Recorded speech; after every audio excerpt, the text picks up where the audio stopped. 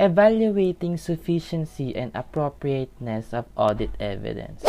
So, ano nga ba ang audit evidence? Ang audit evidence refers to all the information used by the auditor in arriving at the conclusion on which the audit opinion is based. So yung audit evidence, sinusupport niya yung opinion at yung auditor's report. So sometimes tinatawag siyang evidential matter. Kung titignan mo naman, audit evidence is the main output or product of performing audit procedures. Kaya siya naging evidential matter kasi it consists of accounting data and all corroborative information that supports the amounts included in the financial statements. Yung accounting records or underlying data, ito yung mga accounting records or data prepared by the client's personnel and from which financial statements are prepared.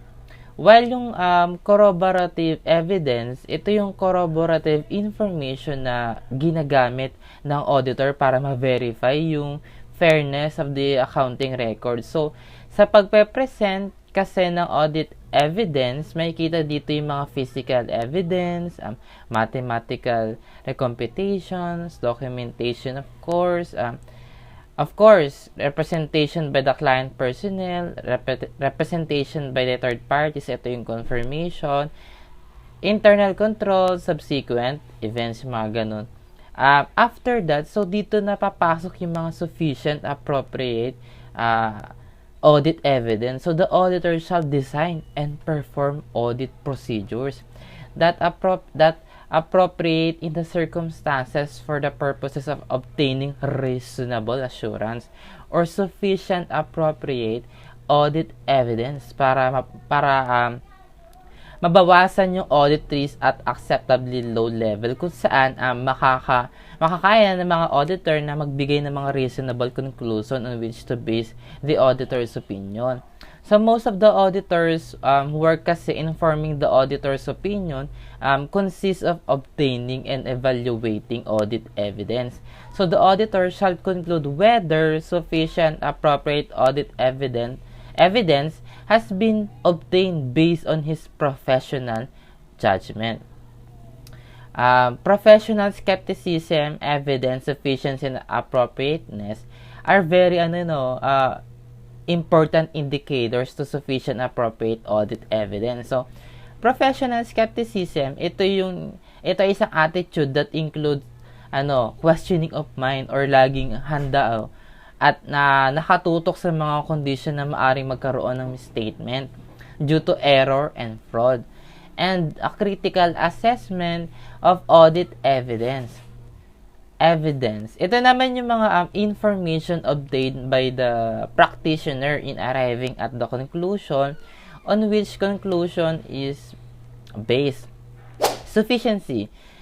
It refers to the measure of the quantity of evidence, while yung appropriateness, it refers to the measure of quality of evidence. Since we are talking about evaluating sufficiency and appropriateness of audit evidence, i-explain pa natin na mas buo yung sufficiency at appropriateness. Sufficiency is determined based on the auditor's professional judgment. So, malalaman natin na yung audit evidence kung sufficient if there is enough to afford a reasonable basis for an audit opinion on the financial statement. So, factors affecting sufficiency of audit evidence: auditor's judgment as to the quantity of audit evidence is influenced by auditor's assessment of the risk of misstatement. So dito yung the higher the assessed risk, the more na yung audit evidence likely to be required. For example, as risk of material misstatement increases in accounts receivable, audit evidence required also increases. Quality or competence: the higher the quality, the less may be required. Obtaining more audit evidence however, may not compensate for its poor quality.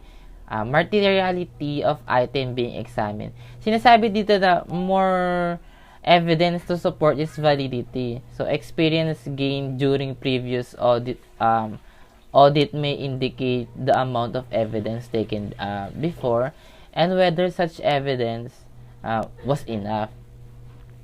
Type of information available. In terms of appropriateness naman, tinutukoy ng quality ay yung relevance and its reliability in providing support for the conclusion on which the auditor's opinion is based.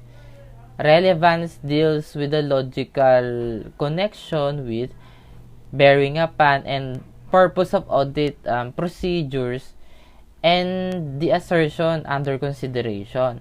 Masabi natin na audit evidence is relevant if it is pertain to the assertions being evaluated or to the specific objective being tested. So, the relevance of information to be used as audit evidence may be affected by the direction of testing, or we can say din na a given set of audit procedures may provide audit evidence that is relevant to certain assertions but not to others.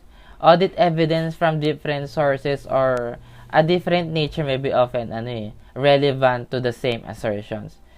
Sa reliability naman, ito yung objectivity ng evidence.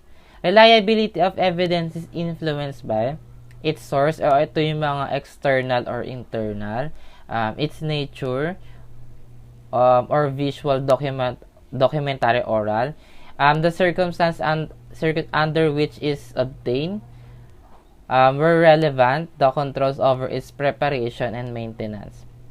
So, yung generalization sa reliability of audit evidence is increased when it is obtained from knowledgeable independent sources outside the company. Example is yung information from sources independent of the entity may include confirmation from these parties. Ano pa ba? Analyst reports and comparable data about competitors. The reliability of audit evidence that is generated internally is increased when the related controls including controls over its preparation and maintenance and imposed by the entity are effective. So, sinasabi rito na effective internal control provides more reliable audit evidence kaysa sa ineffective internal control. Audit evidence obtained directly by the auditor is more reliable than evidence obtained indirectly or interference. For example, observation of the application is more reliable than inquiry about the application of a control. Another, audit evidence in documentary more reliable than evidence obtained orally. So, evidence provided by original document, it is more reliable than evidence provided by photocopies or facsimiles. With this, so the auditor should exercise professional judgment and professional skepticism in evaluating the sufficiency and appropriateness of audit evidence to support opinion. Masasabi mo talaga na yung sufficiency and appropriateness of audit evidence is interrelated talaga. In summary, based on the audit procedures performed and the audit evidence obtained, the auditor shall evaluate before the conclusion of the audit whether the assessment of the risk of material mistake at the assertion level remain appropriate.